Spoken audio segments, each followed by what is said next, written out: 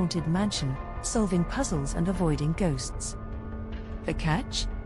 It was said to be so immersive that some players reported feeling the presence of real spirits. I laughed at the notion but was intrigued. One Friday night, I decided to give it a go. I logged in and created a room, inviting a few friends who were also horror enthusiasts. Jack, Emma, and Chris joined quickly. We all wore our headsets and set up our webcams, ready for a night of fun and frights.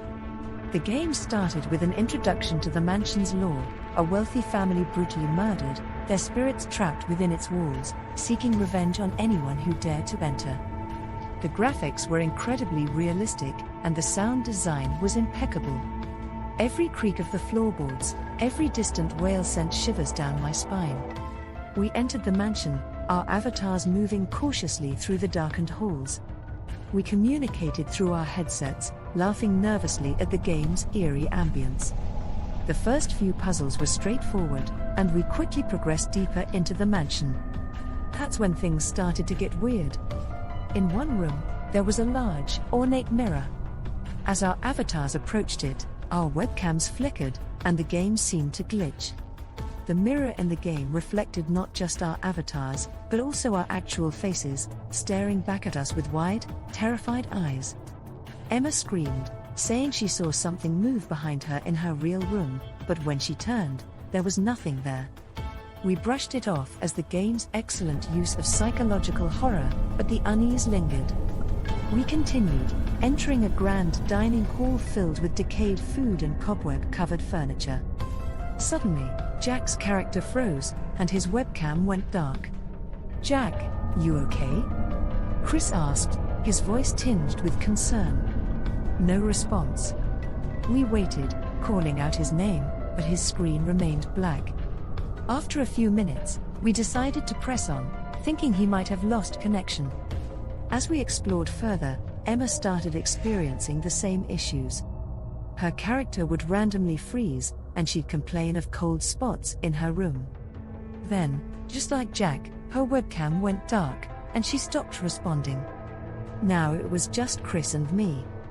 We were both on edge, our nerves frayed by the increasingly bizarre events. We decided to find the main hall and regroup, hoping our friends would come back online. As we made our way there, Chris's voice cut out mid-sentence, and his avatar disappeared. Panic set in. I was alone in the game, and my friends were unreachable. I tried to exit, but the game wouldn't let me. My character was locked in place, staring at the grand staircase that led to the mansion's second floor. Reluctantly, I climbed the stairs, my footsteps echoing ominously. At the top, I found a door slightly ajar, light spilling out into the hallway. I pushed it open and entered what seemed to be a nursery. Toys were scattered across the floor, and a music box played a haunting melody. In the corner, a child's silhouette stood facing the wall. "Hello?" I whispered, my voice trembling. The child turned slowly, revealing hollow eyes and a twisted grin.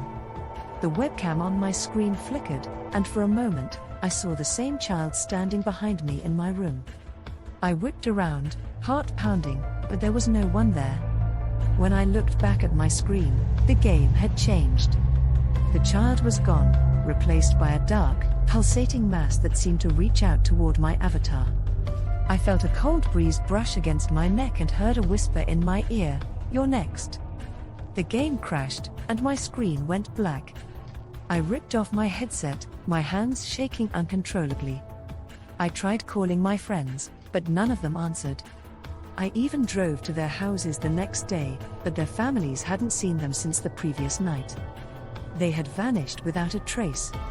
Desperate, I searched online forums and found others who had experienced similar incidents.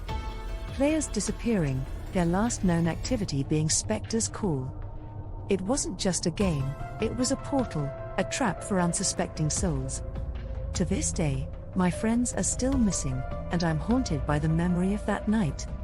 I've sworn off horror games, but the nightmares persist, filled with the echoing laughter of a child and the whisper of a voice saying, "You're next."